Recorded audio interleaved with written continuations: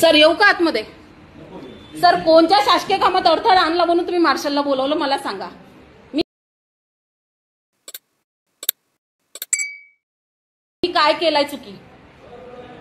मी नियमानुसार नक्कल अर्ज दिला, त्याला 5 रुपयाची कॉपी लावली.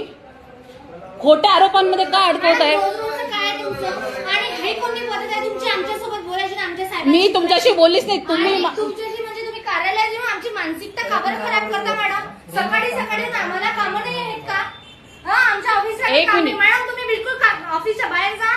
तुम्हाला काय करायचं ते? तुम्हाला काय विचारलं मॅडम मी? तुम्ही